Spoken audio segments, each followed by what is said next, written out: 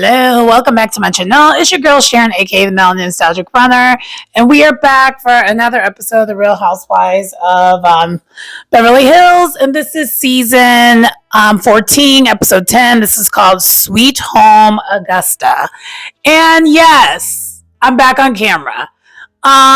So one of the reasons why I also have not been back on camera, I don't know if you noticed what's going on here, but the winter months.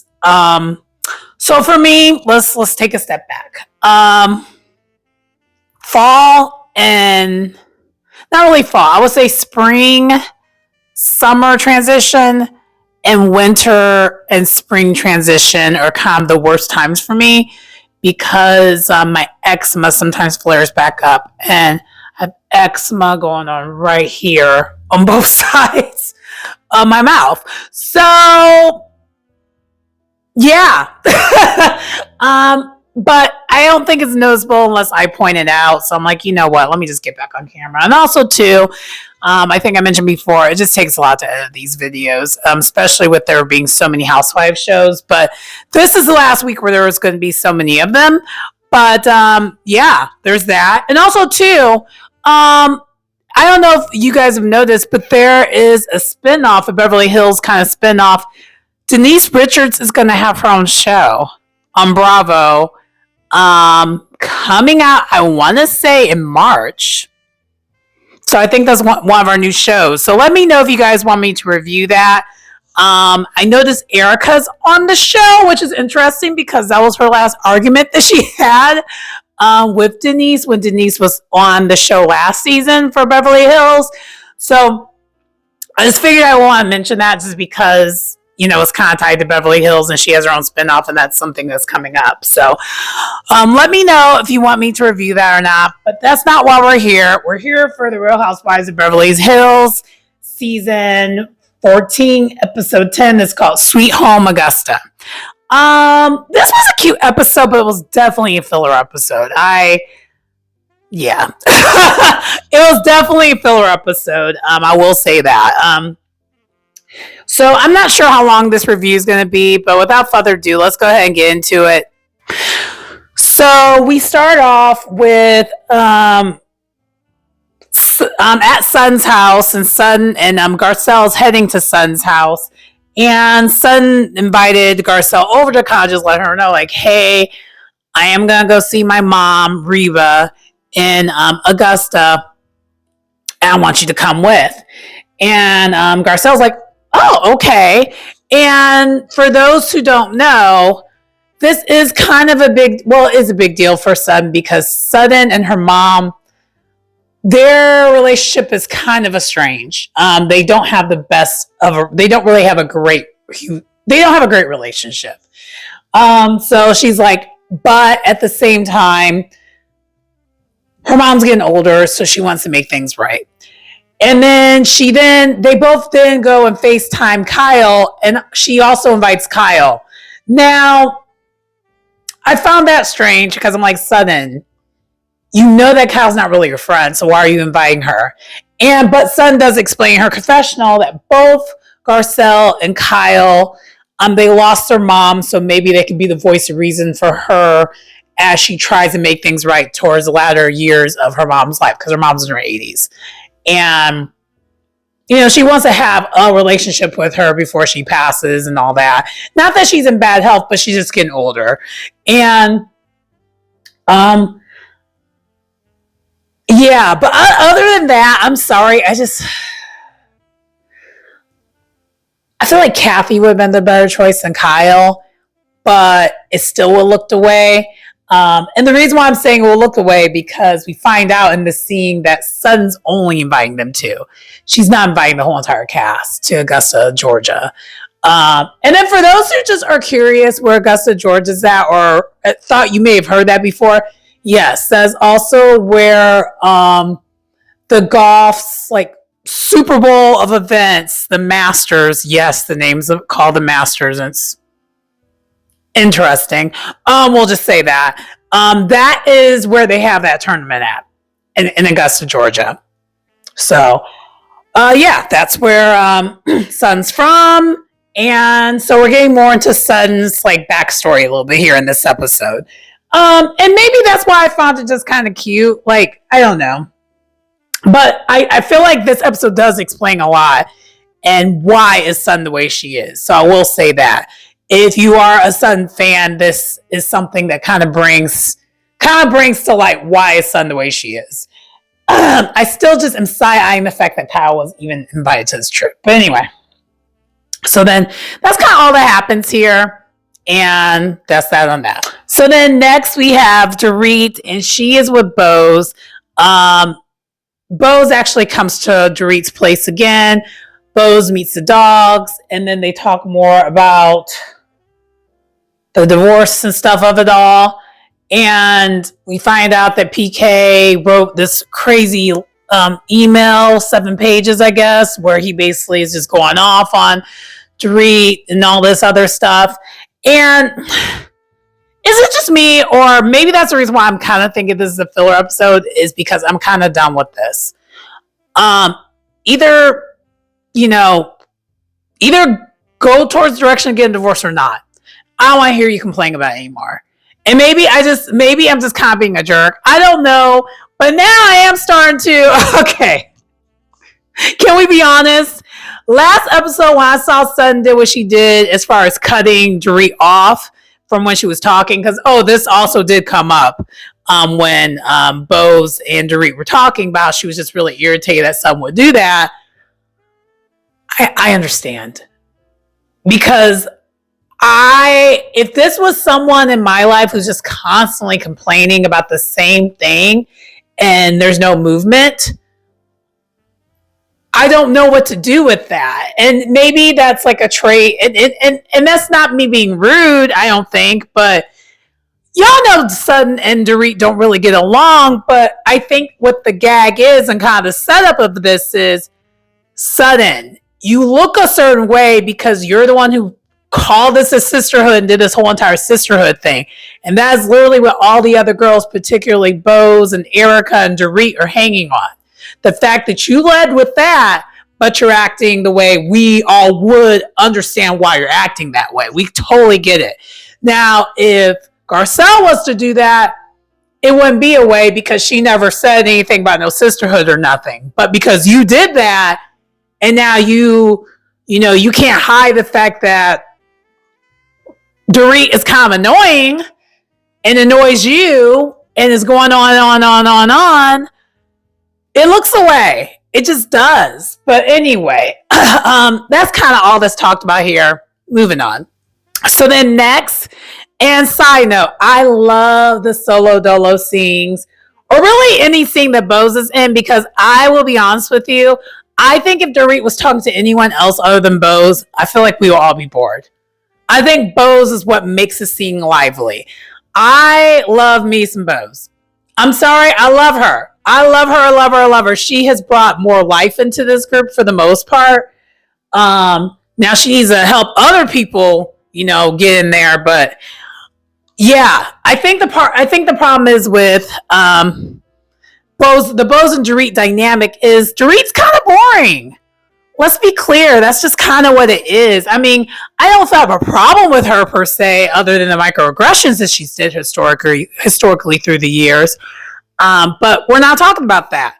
For the most part, this whole PK and Dorit situation, I'm kind of bored with it. And yes, I'm sorry I went back to that. But anyway, let's leave that where it was at and let's go back to Bose. Bose now is on her date with Keely. And Bose is just trying to get some more answers on where they are at with their relationship. And I didn't notice this during the beach scene, but now I definitely noticed it during this scene. Keely don't be giving her any answers, and she just lets it go. He says a lot of word salad, but doesn't give her an answer. Which kind of makes me think, is this why you also like to read? I don't know, but... So she's like asking, hey, what's the timeline as far as us having children and all that? And he's just like, I have no hurries. Of course, the order is important to me. I would like for us to get married first and then have the children. And then Bose is like, but I kind of need to know what the timeline is because I'm in my late 40s. So the time is ticking for me as far as me carrying the child versus us going another route. And he didn't even really answer that per se. So I'm kind of confused on what they're doing if there's no answers to that. And she, in her confessional, she's like, his version of being patient, my version of being patient are not the same thing. And I'm just like, I don't even know what his version of it is because he hasn't said anything. Like, Bo said it last episode that she loves hard and she goes in lovey-dovey land. I'm seeing it. It's right there on screen because he didn't give an answer or anything. And yes, he's an attractive man. He's giving you all these compliments or whatever, but like, is it just me or was there no answer there? I didn't see the answer. I was kind of confused. Anyway, cute scene, nice restaurant. We'll love to check it out if I'm in the LA area. Moving on. Next, we have Kyle and Mo.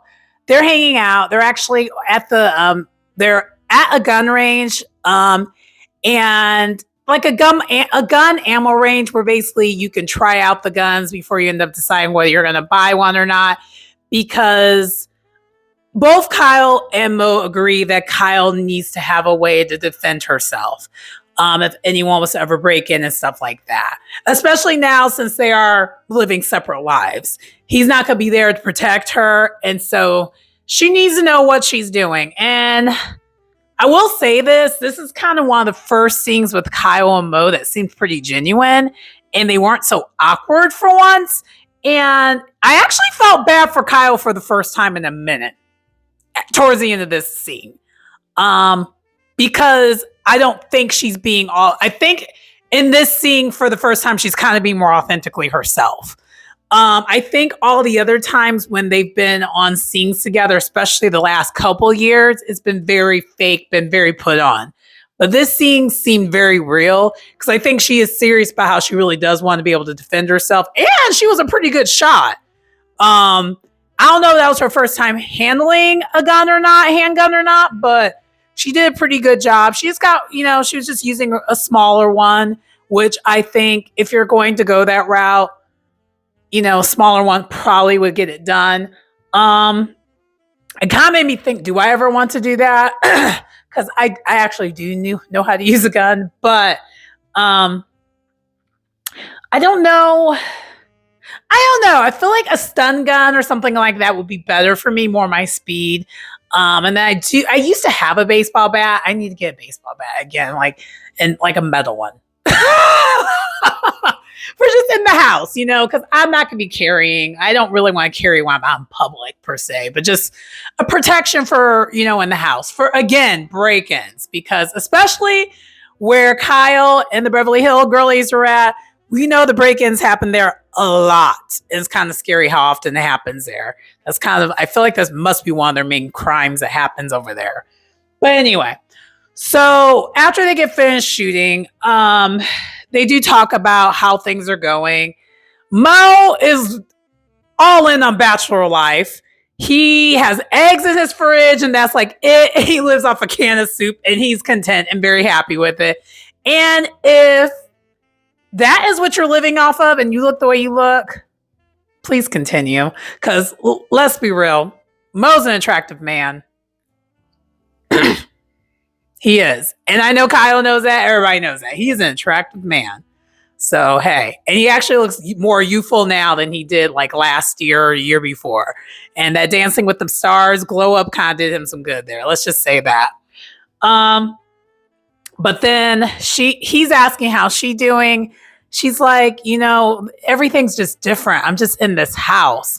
And the contrast is he was able to kind of start fresh and start new. So he doesn't have those thoughts of things ending as much because he can be distracted. When you move on and move forward, you can do that. It's easier to just be like, okay, we're past this point. We can move on. We can go about our things. Versus when you're just stuck in the same environment and nothing's really changed other than everyone who was there has left. I can see that being a lot. And she also, because in her case, She has a separation going on, which is her doing, but then she also has the empty nest thing going on at the same time. And that seems crazy. And she's in a huge house. And so she just kind of opens up to him. She's like, look, I'm lonely. And we all can tell that's kind of like her storyline for this season, but that's actually really, I feel like that's really what's going on with her. She really is lonely.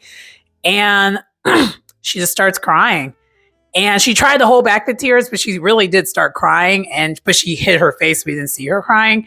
And then Mo was just comforting her. And I felt bad because Mo seemed like he was actually felt bad that she was hurt. This is the first time where he was like, oh no, she actually really is hurt. And I think in the past, when she's kind of been, kind of snarky or showing her frustration, he was just kind of like, okay.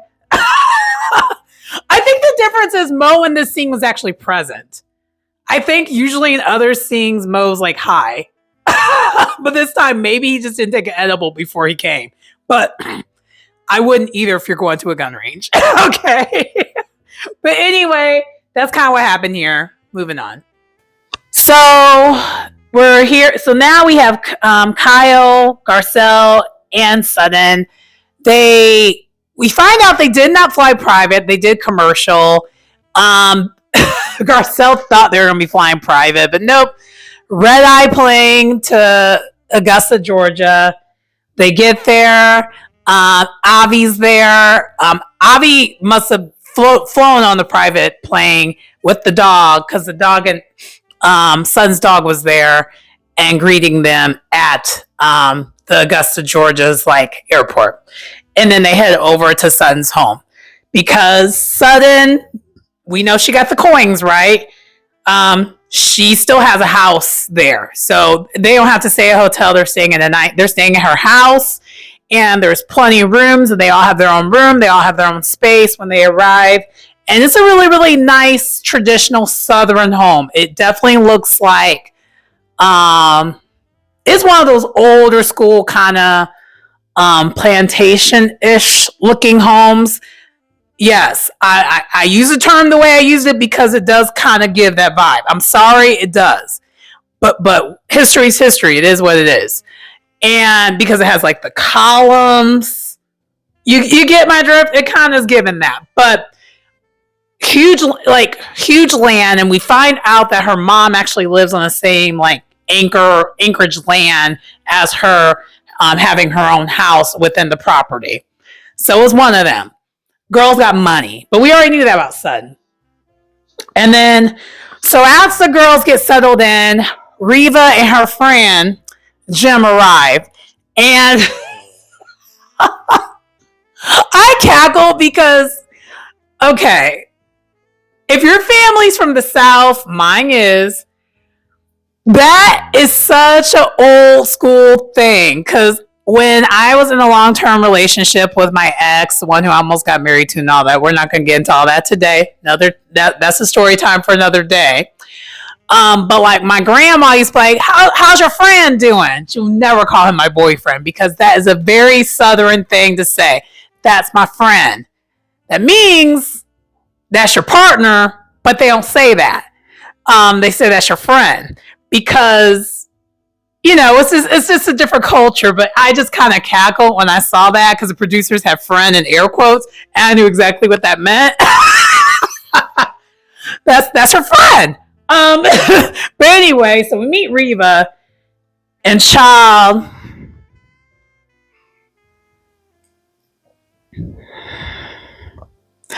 I did not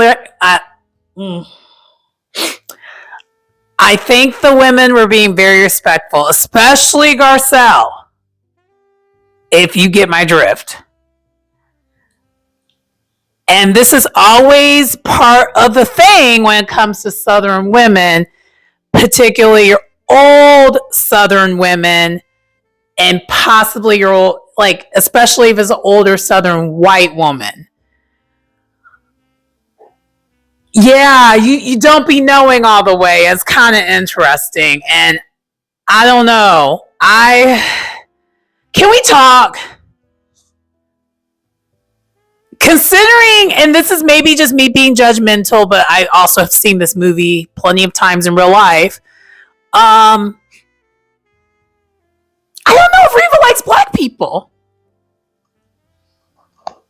Don't I don't want to say, I feel bad for saying it, but I just kind of was like, the vibe on the screen, I didn't like it. I didn't like it. But also, I think Reva in general is just kind of like, ooh, fidgety. And I'm just like, ooh, I don't like that energy. I did not like the energy. But I kind of could see, oh, this is where Sun gets it from, as far as like her kind of fidgetiness. But Sun's a nicer version of it. A much nicer, somewhat self-aware version of Reba. And Sun was cracking me up because she's like so traumatized by how her mom's acting the whole entire time as the ladies are like interacting with her. And you could tell she's clearly uncomfortable about how her mom is acting and stuff. And she's just like, she doesn't think she's anything like her mom. And Kyle gives her a look, and so did I. I was like, Sun now. You're like your mom. You're not as bad as your mom, but you're still like your mom. And this also explains why you are the way you are. Good or bad. Because her mom is just very blunt for no reason, but it's like not even nice. It's rude. It is rude. And I think they're from, they're all from the school. If she's older, they're not gonna, say anything like that. And me personally, and I am someone who does respect their elders for the most part, but I would have a tough time here. And I think Kyle, the whole entire time, kept quiet and just act like she wasn't there, because I think Kyle is equipped to deal with an older woman like that because of Big Kathy, her mom, Big Kathy. She already knows. She's like, So you saw Kyle just like pretend, just kind of was like, did the hi and then didn't do anything else. Garcelle, on the other hand, was trying to be herself and gave her a scarf as a gift. And Garcelle felt more insulted after trying to give her a gift, and her mom was just kind of like, I was like, wow, that's rude. That's extremely rude. And I'm sorry, I don't know if I could do that. If you're going to do all that, I'm like, okay, well then you could just give me if you don't like it, I can just take it back. Okay. Or, I was trying to be nice. I don't know. Like, I just can't. I can't. I think part of my problem is when I saw this is it just reminded me my New Year's resolution 2 years ago of I'm not filtering myself anymore for anyone. So like, just like she's 80 something not filtering herself, I'm on the same level as you when it comes to that. I'm not filtering myself either.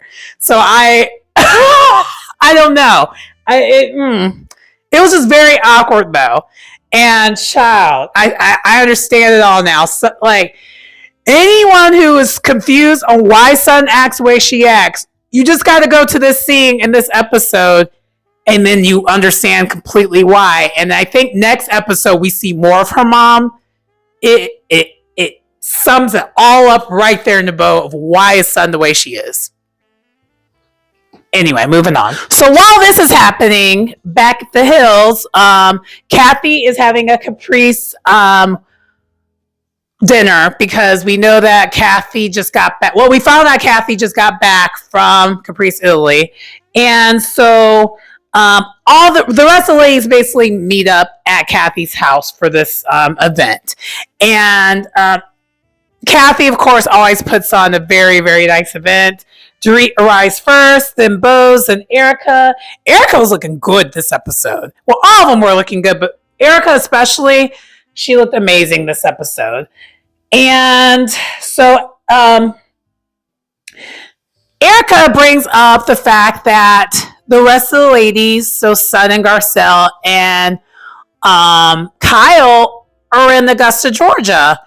And we know that Erica also is from Georgia, so Erica actually felt hurt that she wasn't invited. And so the rest of the ladies are just like, why weren't we invited? And I get why they weren't invited.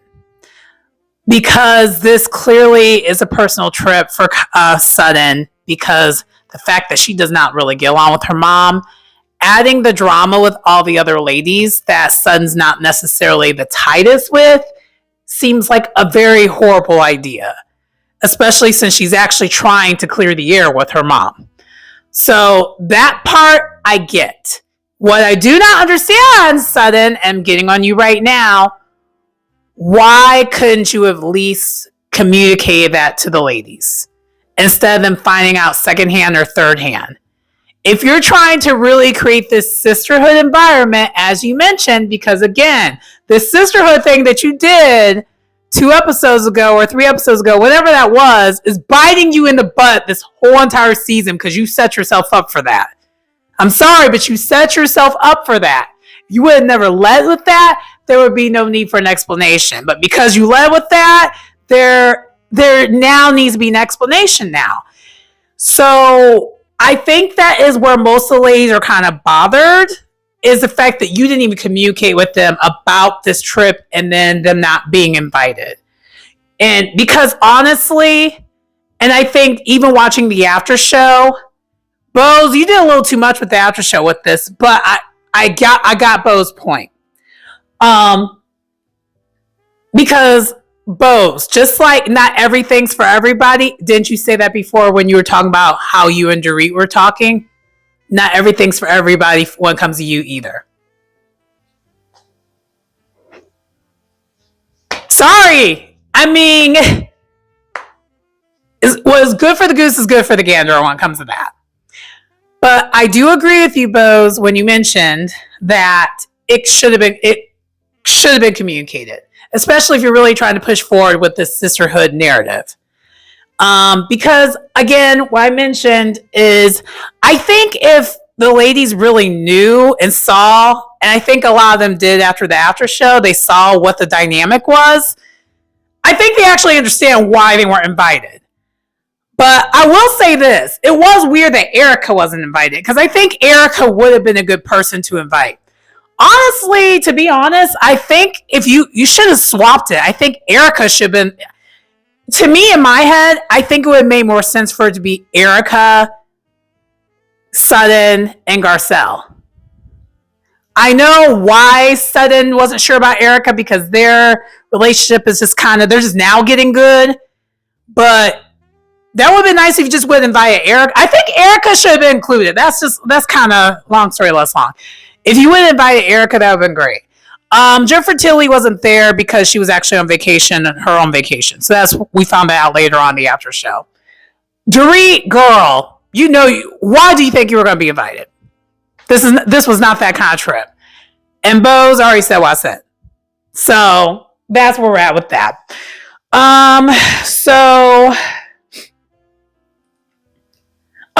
And the way that Erica found out that about the trip is because Garcelle told Erica at Kathy's day spa day that they all had together. So yeah, that's what happened there. But moving on. So while this is happening, the rest of the ladies are actually now in a restaurant called Luigi's in Augusta, and Sun's opening up about her mom. And to sum up her mom in a nutshell, her mom's very old school, and also Sun feels like her mom likes Christian more than her. And I don't think it's that. I think Sun's mom likes money and is very old school about how am I going to get taken care of. But Sun's reading it is her mom's kind of narcissistic. And maybe that's true. I don't know. I feel like this wasn't enough for me to gauge all that. I did gauge I didn't like her mom's attitude. That's kind of it. And also the fact that are we gonna say something about how her mom, Reva, literally kind of dissed her grandson, calling him weird? Who does that? I guess I would never think that my grandma would say something like that. Even when my grandma and I didn't get along, she would never say something like that. Because I did not I had my moments where my grandma and I didn't get along. And I don't think yeah, no. Like, what is that? And Garcelle trying to be kind of just like meeting her where she's at. She's like, yeah, I have a weird son too. And Kyle's like, wait, what? Are we supposed to just all say that? And Garcelle's just like, I don't know why I said that. I was just trying to, like, bridge the gap here. And girl, you're going to find out next episode there's no gap to bridge. But anyway, if y'all saw the preview, if you know, you know. So, and side note, in the after show, Kyle, you ain't ish. Because Kyle, when it comes to almost any and every relationship she's in, if someone's coming to her as a friend about a situation, I feel like she always takes the opposite side of things. For example, when Dorit was talking to her about PK, she's taking PK's side. And then when Sun was talking to her about her mom, she's taking Sun's mom's side of things. And it's just kind of like, Kyle, this is why we don't mess with you. You just have such a nasty spirit. Like, why would you do that? But anyway, I just thought I would bring that up. The after show was needed for this because the episode overall without the after show was really kind of boring. I'll be honest. Again, this was definitely a filler episode. But it is setting up to like what's to come, I feel like. So then that's kind of a thing when it comes to that. But I guess what the conclusion, though, is that Garcelle's going to take it upon herself the next day to try to talk to Reba about how Sun feels about things, to try to bridge a gap. And Kyle, when she's right, she's right. Kyle's like, I don't think this is something that Garcelle should be part of. I would tread lightly when it comes to that. And yeah. Older school parents don't take too kindly to strangers, especially Southern older people. Do not take too kindly to strangers being up in their business. Because, yes, you're friends with Sutton, but you're a stranger to her. She don't know you. Anyway. So, lastly, we're back with the rest of the ladies, and they get to the subject about Bose. Actually is just very direct. She's like, okay, Kathy, I just want to know, what is Kyle's deal? I don't think Kyle really sees it for me, and it's just, she's just kind of cold. She's always come across very cold towards me. And Kathy is trying to give her sister grace. She's like, my sister's going through a lot right now. What I will say, though, is when it comes to her situation with the separation, I'm even treading lightly when it comes to that. And I do believe Kathy, because Kathy just got back good with Kyle. She's not going to rock that boat right now. I think this is the first time when all three of the sisters are getting along.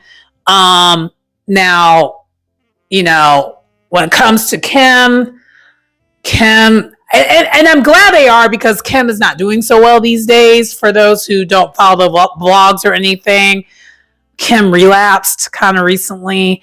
And so they kind of need to be there to make sure that her sister doesn't, go off the deep end too much. So I think when it comes to that, I do believe when Kathy says she's treading lightly.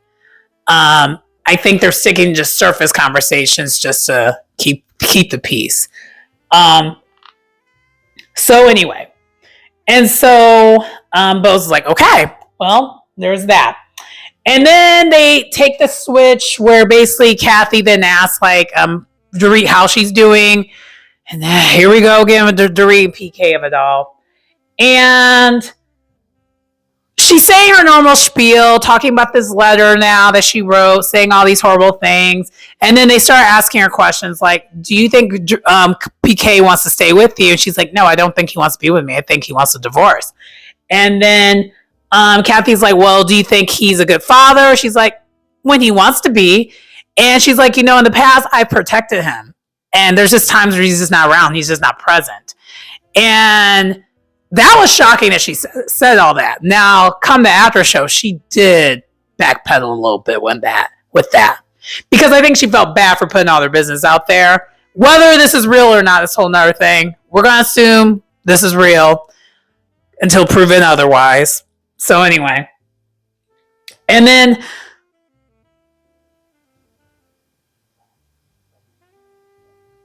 and so then I think we had from there from there I think Kathy was just kind of taken aback and shocked that she would even ask that. She's like, so what is that? Like, I'm confused. Like, so you're like, are you saying that now, like, this is not good? Like, she's like, she basically was like, I thought you're going to say yes, that he's a good father, not what you just said.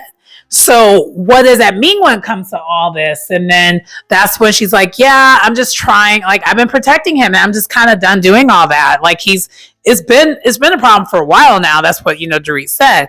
And Kathy's like, and so she's like, so how is he? She's like, she's 56. And Kathy, that shade that you threw was so real. And Bose couldn't even help herself when she heard that shade. She's like, I thought he was 56 when I first met him. And I've known him for a long time.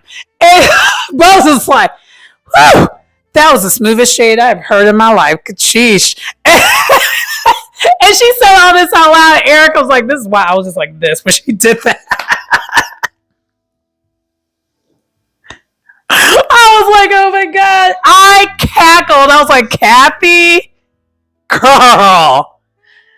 So after that fun shade, then basically Erica gives her a woman-to-woman conversation like, girl, everything you've said, you just need to just file the freaking divorce. You need to just get the ball rolling. You don't want to be late. You don't want to be reactive to it. You need to be proactive. I wish I would have taken this advice when I was going through it. This is kind of me even speaking to myself back when that happened, that I wish I would have just did it when it was there. And I waited too late even in my situation. I don't want you to do the same. You're just going to need to act now. Like, he's saying all these things. He put all these threats in writing. Just rip the Band-Aid and get it done. And all the other women pretty much agree with it. And Dorit's like, I forgot what she said. She's like, once I get to the point where I'm fighting, there's no turning back. She says something like that. I'm sorry. I feel bad that I'm kind of rushing through this PK and Dorit situation because I'm already kind of done with it. You can kind of tell because it's like, I mean, either shit or get off the pot. I'm sorry. Like, you just need to. Because also, too, the other thing that was developed, too, in this episode, I forgot to mention, was according to Dorit, she thinks PK wants to get this divorce before their 10 years because they're 6 months before they are at their 10-year wedding anniversary. Because California has a law, once the 10-year mark hits, it's down the middle, it's lifetime alimony. It's like basically to the... It's pro Dorit if she was to stay in it for the whole entire time. Versus if he's trying to get out of that, he could take everything and, do whatever he wants. But the lifetime alimony is the whole thing. But my only question is, what money? I mean, unless he has money hidden in London or something somewhere, he might. But based off of all the financial issues that we've heard in the past when it comes to them, do y'all think that's true? But anyway, that does conclude the episode. Let me know what y'all thought of the episode. I thought it was okay. And maybe just because I'm just kind of done with this Dorit thing, I'm like, can we move it along here now? But anyway, that does conclude my review for today. Please like, comment, subscribe to the channel if you get anything out of the content. It's your girl Sharon, aka the Melanin Nostalgic Runner. And I will see you next time. Bye.